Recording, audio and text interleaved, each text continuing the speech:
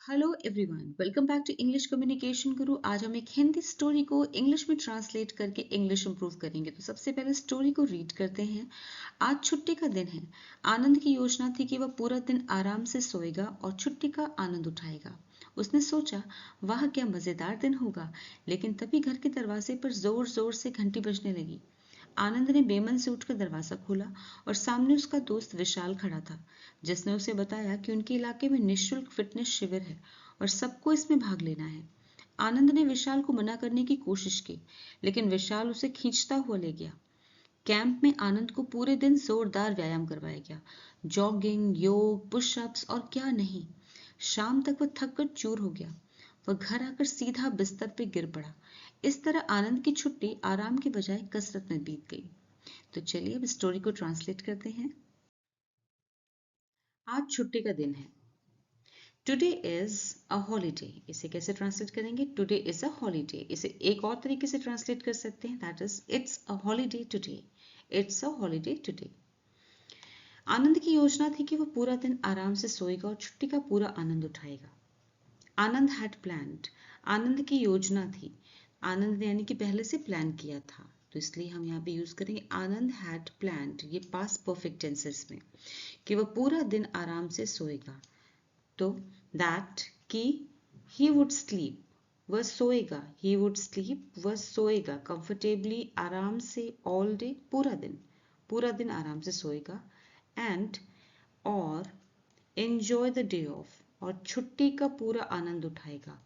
और छुट्टी का पूरा आनंद उठाएगा। आनंद उठाने की इंग्लिश होती है एंजॉय, छुट्टी की इंग्लिश होती है द डे ऑफ। ठीक है, छुट्टी को हॉलीडे भी कहते हैं और डे ऑफ भी कहते हैं। एंजॉय द डे ऑफ, पूरी तरह से पूरा आनंद उठाएगा। पूरा, तो पूरे के लिए हमने क्या यूज किया? To the fullest. ठीक है, इसका स्ट्रक्चर देखते हैं। इसमें सबसे पहले सब्जेक्ट है। सब्जेक्ट हमारा क्या है? आनंद। इसका जो मेन सब्जेक्ट है सेंटेंस का वो आनंद है, तो सब्जेक्ट हो गया।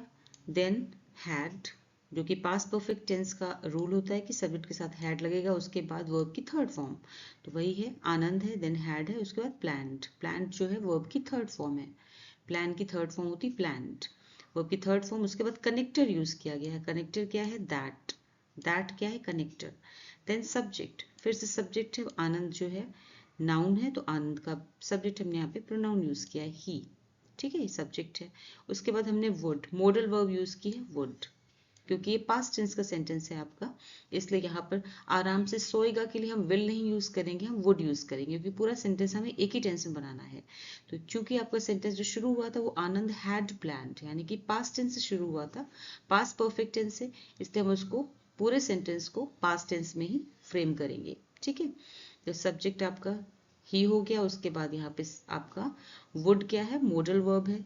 देन मॉडल वर्ब वुड के साथ में आप क्या लगाते हैं? वर्ब की फर्स्ट फॉर्म, तो ये V1 आपका वर्ब की फर्स्ट फॉर्म है। उसके बाद रेस्ट ऑफ द सेंटेंस यानी बाकी का सेंटेंस आएगा। बाकी का सेंटेंस है comfortably all day enjoy the day off to the fullest. ठीक है, नेक्स्ट सेंटेंस, उसने सोचा वह क्या मजेदार दिन होगा। ही थॉट, उसने सोचा। उसने सोचा को इंग्लिश में कहेंगे ही थॉट। किसने सोचा? आनंद ने सोचा। आनंद एक मेल है, इसलिए ही थॉट। ठीक है, थिंक की सेकेंड फॉर्म होती थॉट। उसने सोचा, ही thought. Wow what an amazing day this will be. Wow what an amazing day this will be, क्या मजेदार दिन होगा। वाह, वाह की इंग्लिश होगी वाओ, क्या मजेदार दिन होगा। What an amazing day, what an amazing day होगा, दिस विल बी। ठीक है, अगर होता क्या मजेदार दिन है तो हम सिर्फ इतना कहते वाह व्हाट एन अमेजिंग डे। यहाँ पे है क्या मजेदार दिन होगा, तो यहाँ पे हमने ऐड किया दिस विल बी। ठीक है, अब देखते हैं इसका स्ट्रक्चर। ये आपका ही थॉट, यहाँ सब्जेक्ट है। ऑलराइट, ही सब्जेक्ट है, देन थॉट वर्ब है, मेन वर्ब। थिंक की सेकेंड फॉर्म होती है थॉट। ये पास्ट इंडेफिनिट टेंस का सेंटेंस है, इसलिए ये आपकी वर्ब हो गई थॉट। इसके बाद डायरेक्ट स्पीच स्टार्ट होती है, जो आपकी कोटेशन मार्क्स, ये कोटेशन मार्क्स होते हैं। ठीक है, जो कोटेशन मार्क्स के अंदर आपका जो भी सेंटेंस होता है उसे कहते हैं डायरेक्ट स्पीच। तो डायरेक्ट स्पीच आपकी यहाँ से शुरू हुई वाव से लेकर के विल बी तक। अब इसका हम ब्रेक डाउन देखते हैं। तो ये वाव क्या है? इंटरजेक्शन। इंटरजेक्शन है, जब भी हम अपने एक्सप्रेशंस को यानी कि हम कोई भी खुशी या दुख को जताने के लिए कुछ ऐसे वर्ड्स बोलते हैं उन्हें इंटरजेक्शन वर्ड्स बोलते हैं। ये इंटरजेक्शन है वाओ, उसके बाद नाउन फ्रेज यूज किया गया व्हाट एन अमेजिंग डे, इतना नाउन फ्रेज है आपका, ठीक है, क्योंकि ये डे क्या है, डे है नाउन, अब उसमें हमने एडजेक्टिव ऐड किया अमेजिंग, तो ये नाउन फ्रेज बन गया, ठीक है, what an amazing day, noun phrase हो गया। इसके बाद फिर सब्जेक्ट है, सब्जेक्ट क्या है, दिस सब्जेक्ट है, दिस, उसके बाद विल बी वर्ब है, ठीक है। तो ये आपका सेंटेंस का स्ट्रक्चर है, ये आपका सिंपल पास्ट टेंस है और बाकी का आपका सिंपल फ्यूचर टेंस है। तो यहाँ से देखिए ही थॉट आपका सिंपल पास्ट टेंस का सेंटेंस है, फिर वाउ से लेकर के दिस विल बी तक आपका सिंपल फ्यूचर टेंस का सेंटेंस है। ऑलराइट, नेक्स्ट सेंटेंस, लेकिन तभी घर के दरवाजे पर जोर जोर से घंटी बजने लगी। बट जस्ट देन, लेकिन तभी, लेकिन मीन्स बट, तभी, जस्ट देन, घर के दरवाजे पर जोर जोर से घंटी बजने लगी। अब घर के दरवाजे पर इतना ट्रांसलेट करने की जगह हमें क्या ध्यान रखना है, घर के दरवाजे पे जो घंटी होती है उसे हम क्या बोलते हैं, डोर बेल, ठीक है। तो हम इतना ही इसको ट्रांसलेट करेंगे। आगे देखते हैं, the door bell rang loudly, घर के दरवाजे पर जोर जोर से घंटी बजने लगी। इसको पूरा लिटरली ट्रांसलेट करने की जरूरत नहीं है, आप उसका मतलब समझना, घर के दरवाजे पे जो बेल होती है उसे कहते हैं डोर बेल, ठीक है। तो the door bell rang loudly, rang ring की सेकेंड फॉर्म है, ये पास्ट इंडेफिनिट कहने की सिंपल पास्ट टेंस का सेंटेंस है, इसलिए रिंग की सेकंड फॉर्म होती है रैंग, लाउडली मीन्स जोर जोर से बजने लगी। इसको आप इस तरह से भी कर सकते थे, स्टार्टेड रिंगिंग लाउडली, आप ये भी कर सकते थे, the door bell started ringing loudly, लेकिन ये आपको ज्यादा इजी लग रहा हो, ये करिए। अब इसका स्ट्रक्चर देखते हैं, सब्जेक्ट, अब यहाँ पे सब्जेक्ट है, सब्जेक्ट कहाँ से स्टार्ट हुआ, the door bell, door bell क्या है, सब्जेक्ट, वर्ब की सेकेंड फॉर्म फिर आपको लगानी है, दैट इज रैंग, ऑलराइट। उसके बाद रेस्ट ऑफ द सेंटेंस, बाकी का सेंटेंस के बाद आएगा। नेक्स्ट सेंटेंस, आनंद ने बेमन से उठकर दरवाजा खोला। अब आनंद सब्जेक्ट है, आनंद ने दरवाजा खोला, आनंद ओपन द डोर। तो सबसे पहले आपको क्या करना है, आनंद ने बेमन से उठकर दरवाजा खोला। तो आपको पहले हमें ये इस तरह से इसको समझना है कि आनंद बेमन से उठा और दरवाजा खोला, ठीक है। आनंद ने बेमन से उठकर दरवाजा खोला, आनंद बेमन से उठा यानी कि बिना मन के उठा और दरवाजा खोला। तो बिना मन की इंग्लिश क्या होती है, reluctantly. Anand got up, Anand reluctantly got up, got up means उठा, and open the door, and open the door, ठीक है। इसमें दो सेंटेंसेस में अगर आप इन्हें डिवाइड कर लेंगे तो आपके लिए ट्रांसलेशन करना इजी हो जाएगा। आनंद बेमन से उठा और दरवाजा खोला, Anand reluctantly got up and open the door. तो ये भी आपका पास्ट इंडेफिनिट का यानी कि सिंपल पास्ट टेंस का सेंटेंस है, ठीक है। सामने उसका दोस्त विशाल खड़ा था, हिज फ्रेंड विशाल। अब सब्जेक्ट कौन है यहाँ पर, उसका दोस्त विशाल, तो ये हिज फ्रेंड विशाल, सामने उसका दोस्त विशाल खड़ा था, his friend Vishal was standing in front, सामने, सामने की इंग्लिश क्या होगी, इन फ्रंट, खड़ा था, वॉज स्टैंडिंग, तो ये कौन सा टेंस हुआ, पास्ट कंटिन्यूअस टेंस, ठीक है। His friend Vishal was standing in front, इसमें क्या होता है आपका, वॉज या वर्ब के साथ में वर्ब की जो होती है आईएनजी फॉर्म यूज की जाती है पास्ट कंटिन्यूअस टेंस में, तो वही यूज की गई है। इसका स्ट्रक्चर देखिए, सब्जेक्ट है आपका हिज फ्रेंड विशाल, ये आपका सब्जेक्ट है, उसके बाद वॉज या वर्ब जैसा सब्जेक्ट होगा उसके अकॉर्डिंग हम वर्ब यूज करेंगे। विशाल का फ्रेंड जो है वो सिंगुलर है, हिज फ्रेंड विशाल सिंगुलर सब्जेक्ट है, इसलिए हमने यहाँ पर वॉज यूज किया, वॉज स्टैंडिंग इन फ्रंट। उसके बाद वर्ब की आईएनजी फॉर्म, वर्ब क्या है हमारी, स्टैंड, खड़ा था, स्टैंडिंग, आईएनजी फॉर्म, उसके बाद रेस्ट ऑफ द सेंटेंस, ठीक है। जिसने उसे बताया उनके इलाके में निःशुल्क फिटनेस शिविर है। यहाँ पे हमारा अभी 6 सेंटेंस ही चल रहा है, इसलिए मैंने यहाँ पे नंबरिंग नहीं की है, ठीक है। 6 सेंटेंस है, यहाँ पे कॉमा लगा हुआ है, उसके बाद का सेंटेंस ये है, जिसने उसे बताया, तो भी इसी सेंटेंस की कंटिन्यूएशन है, इसलिए जिसने क्या हो जाएगा, हु, ठीक है, हु हो जाएगा। सामने उसका दोस्त विशाल खड़ा था, his friend Vishal was standing in front, इसी के साथ आप अगला सेंटेंस ट्रांसलेट आप इसी को देखिए, हु टोल्ड हिम, जिसने उसे बताया, हु टोल्ड हिम, ठीक है। हु, जब भी हम इस तरह से रिलेटिव प्रोनाउन होता है ना, जैसे बताते हैं कि वो खड़ा था जिसने उसे बताया, तो इसके लिए हम हु यूज करते हैं। हु टोल्ड हिम दैट उनके इलाके में there was a free fitness camp, उनके इलाके में निःशुल्क फिटनेस शिविर है। There was a free fitness camp in their area, उनके इलाके में, इन देयर एरिया। और सबको इसमें भाग लेना है, अभी भी सेंटेंस खत्म नहीं हुआ, चल रहा है, और सबको इसमें भाग लेना है। And everyone has to participate, had to participate in it, क्योंकि ये डायरेक्ट स्पीच नहीं है। जब कोटेशन मार्क्स में होती तो हम यहाँ पर हैज टू करते, लेकिन ये आपकी इनडायरेक्ट स्पीच है, जो कि आपको जिस टेंस में आपने सेंटेंस को स्टार्ट किया उसी टेंस में आप सेंटेंस को खत्म करेंगे, ठीक है। और सबको इसमें भाग लेना है। Everyone had to participate in it, भाग लेना है। हैड टू कब यूज करते हैं? Have to, had to, has to, इनका यूज कब किया जाता है? जब कोई बहुत ही कंपलसरी चीज होती है जिसको हम अवॉइड नहीं कर सकते, मतलब हमें जरूर करना है, वो काम हमें जरूर करना है, तब हम हैड टू, हैज टू और हैव टू का यूज करते हैं, ठीक है। And everyone had to participate in it, भाग लेना की इंग्लिश क्या होती है? पार्टिसिपेट। सबको इसमें, इसमें मीन्स इन इट, सबको, everyone, everyone had to participate in it. अब इसका सेंटेंस स्ट्रक्चर देखिए, ये सब्जेक्ट है, सब्जेक्ट क्या है? एवरीवन। ऑक्सिलरी वर्ब क्या है आपकी? हैड टू, ठीक है। उसका मेन वर्ब क्या है? पार्टिसिपेट इन इट, फिर ऑब्जेक्ट है। ऑलराइट, ये ऑब्जेक्ट हो गया। आनंद ने विशाल को मना करने की कोशिश की।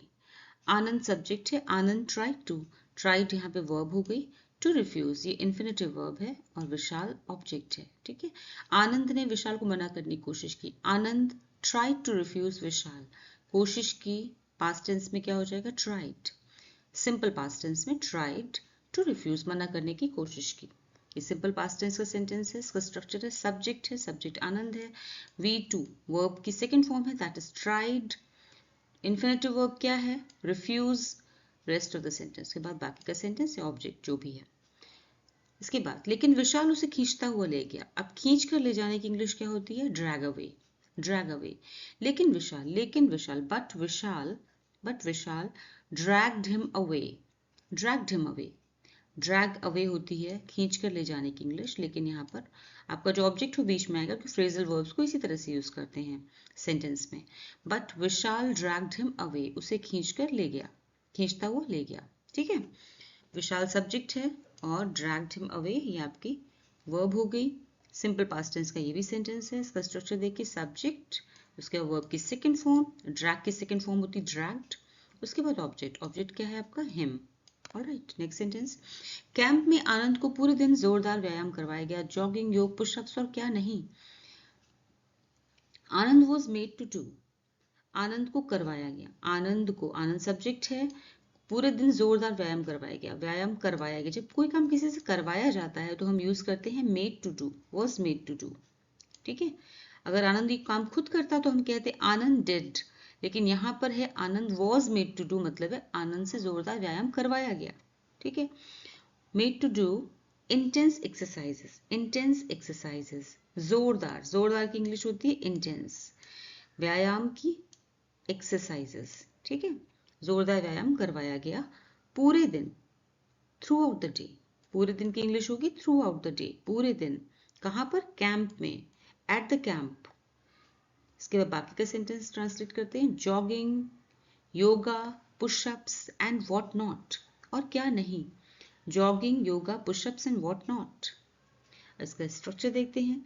सब्जेक्ट है, सब्जेक्ट क्या है आपका? आनंद, आनंद सब्जेक्ट है। ऑक्सिलरी वर्ब क्या है? वॉज, वॉज ऑक्सिलरी वर्ब है। मेड क्या है? दैट इज मेन वर्ब, उसे करवाया गया, मेन वर्ब है मेड, ठीक है। टू डू क्या है? इन्फिनेटिव वर्ब, ठीक है।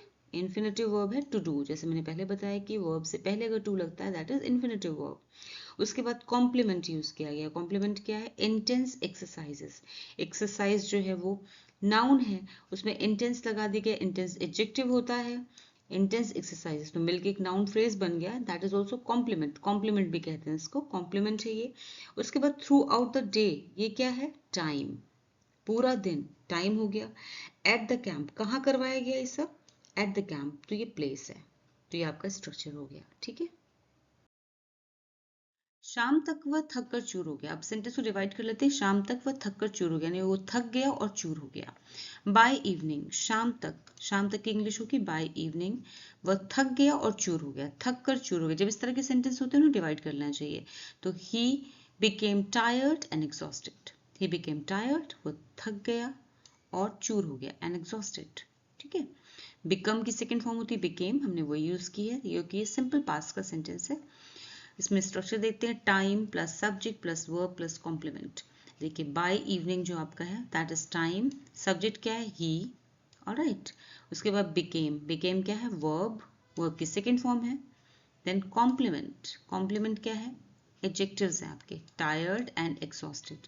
यानी कॉम्प्लीमेंट क्यों कहते हैं, क्योंकि ये आपका जो भी सेंटेंस है या जो भी वाक्य है उसके बारे में एडिशनल इन्फॉर्मेशन देते हैं, यानी कि और ज़रूरी जानकारी देते हैं, इसलिए इन्हें कॉम्प्लीमेंट कहते हैं। ये सेंटेंस को कंप्लीट करने का काम करते हैं। इससे सेंटेंस जो है आपका आधा अधूरा नहीं लगता, समझ में आता है क्लियरली कि सेंटेंस क्या कह रहा है। ठीक है, इसलिए इसे कॉम्प्लीमेंट कहते हैं। ये आपका सिंपल पास्ट टेंस का सेंटेंस है। नेक्स्ट सेंटेंस है, वो घर आकर सीधा बिस्तर पे गिर पड़ा। तो यहाँ भी सेंटेंस को आपको दो पार्ट्स में डिवाइड करना। वो घर आकर सीधा बिस्तर पे गिर पड़ा, मतलब वो घर आया और फिर बिस्तर पे गिर पड़ा। ठीक है। देन ही केम होम, इस तरह से ट्रांसलेट करेंगे तो इजी रहेगा। एंड सीधा बिस्तर पे गिर पड़ा, and fail straight into the bed. He came home, वो घर आया, एंड फेल स्ट्रेट, घर आया। आने की इंग्लिश क्या होती है, कम, यहाँ पे सेकेंड फॉर्म यूज की है केम। उसके बाद ऐसे ही फेल, फॉल की सेकेंड फॉर्म होती है फेल। फॉल माने होता है गिरना, तो फेल है सेकेंड फॉर्म। फेल स्ट्रेट, सीधा बिस्तर पे गिर पड़ा। Fail straight into the bed, bed पर सीधा गिर पड़ा। ठीक है। इसका स्ट्रक्चर देते हैं, सब्जेक्ट है वर्ब है। सब्जेक्ट क्या है आपका ही, वर्ब यूज करी है केम। उसके बाद आपका ऑब्जेक्ट है, देन एंड, कंजंक्शन क्या है एंड। उसके बाद दूसरी वर्ब यूज करी है फेल। ठीक है, वर्ब की second form. Then rest of the sentence, बाकी का बचा हुआ सेंटेंस। ऑलराइट। नेक्स्ट सेंटेंस, इस तरह आनंद की छुट्टी आराम के बजाय कसरत में बीत गई। इस तरह को इंग्लिश में कहते हैं इन दिस वे। आनंद की छुट्टी, आनंद्स हॉलीडे, बीत गई, was spent in exercise instead of relaxation. के बजाय के लिए हम क्या यूज करते हैं, इंस्टेड ऑफ। ठीक है। आनंद की छुट्टी, आनंद हॉलीडे, वॉज स्पेंट, बीत गई, वॉज स्पेंट, बिता दी गई या बीत गई, इन एक्सरसाइज, कसरत में, इंस्टेड ऑफ रिलैक्सेशन, रिलैक्सेशन की जगह पर, यानी आराम के बजाय, रिलैक्सेशन मतलब आराम, आराम के बजाय कसरत में बीत गई। ठीक है। अब इसका स्ट्रक्चर देखते हैं। इसका जो स्ट्रक्चर है that is adverbial phrase. In this way क्या होता है, एडवर्बियल फ्रेज है। ठीक है। और आनंद हॉलीडे, आनंद सब्जेक्ट है आपका, हॉलीडे क्या है, पजेसिव नाउन है। ठीक है। पजेसिव नाउन क्या होती है, किसी की कोई चीज। तो यहाँ पे आनंद की कोई चीज है, दैट इज आनंद की छुट्टी। आनंद की छुट्टी हो गई पजेसिव नाउन। उसके बाद वर्ब हमारी पैसिव वॉइस में है, वो है वॉज स्पेंट। जब भी हम पैसिव वॉइस में सेंटेंस बनाते हैं तो हम वर्ब की थर्ड फॉर्म यूज करते हैं। ठीक है ना, पास्ट पार्टिसिपल फॉर्म। तो वॉज स्पेंट, तो यहाँ आपने स्पेंट की थर्ड फॉर्म यूज करी है वॉज के साथ। ओके। इन एक्सरसाइज, अब यहाँ पे दो प्रिपोजिशनल फ्रेजेस हैं, एक है इन एक्सरसाइज और दूसरा है इंस्टेड ऑफ रिलैक्सेशन। ये दूसरी प्रिपोजिशनल फ्रेज है। इन्हें प्रिपोजिशनल फ्रेज इसलिए कहते हैं क्योंकि इनमें प्रिपोजिशन लगी हुई है। पहली जो आपकी प्रिपोजिशनल फ्रेज है दैट इज इन एक्सरसाइज, इन लगा है, इन प्रिपोजिशन होती है। ठीक है। और दूसरी जो आपकी प्रिपोजिशनल फ्रेज है वो है इंस्टेड ऑफ रिलैक्सेशन। तो इंस्टेड ऑफ क्या होता है, ये भी आपका प्रिपोजिशन होती है, इसलिए दोनों ही प्रिपोजिशनल फ्रेजेस हैं। ऑलराइट।